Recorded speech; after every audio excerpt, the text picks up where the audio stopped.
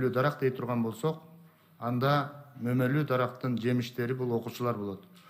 Ошол окуучулар мөмөлөр өзүнүн бутагын жеген, картын сыйрыган, тамырына доо кетирген мөмөлөрдү бышырып атабызбы деген дагы ой келет.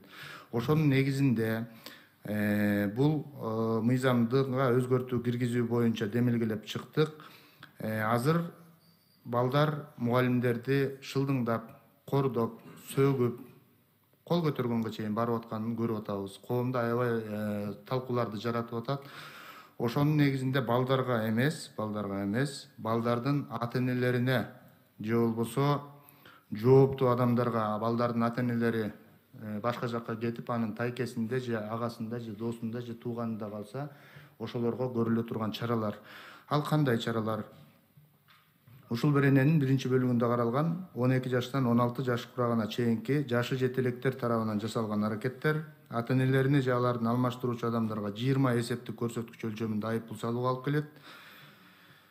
Ушул берененин 1-бөлүгүндө каралган жаза чарасы колдонулгандан кийин 1 жыл ичинде кайталап жасалган аракеттер болсо, жеке жактарга 50 эсептик көрсөткүч өлчөмүндө айыппул салууга же болбосо 3-төн 5 суткага чейин камакка алууну колдонууга алып келет. Ата-энелерине же аларды алмаштыруучу адамдарга 40 эсептик көрсөткүч өлчөмүндө айыппул салууга алып келет.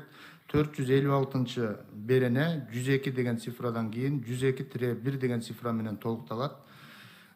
Тактап айтып кете турган болсок, баасы канча сом деп атпайбызбы? Биз мисалы 20 эсептик, 30 эсептик деп айтып атабыз. Мүмкүн көрүп аткандар түшүнбөй калса, педагогикалык кызматкерлерге карата сыйлабастык мамиле, мазактоо, жаман сөздөр, адепсиз жаңсоолорду жасоо 3000 сом, 12 жаштан 16 жашка чейинки жашы жете элек адам тарабынан жасалган учурда 2000 сом өлчөмүндө айыппул менен жазаланат. Укук бузуу кайталанса 5000 сом өлчөмүндө айыппул же 3 суткадан 5 суткага чейин мөөнөткө административдик камакка алууга. Бул 12 жаштан 16 жашка чейинки жашы жете элек адам тарабынан жасалса 4000 сом менен жазаланат. Мындай санкциялар жашы жете элек окуучунун ата-энесинин бирине же эгерде ал эрезеге жеткен болсо, окуучунун өзүнө же ошого жараша тарбиялык мамилелердин катышуучусу болгон башка адамга колдонулат.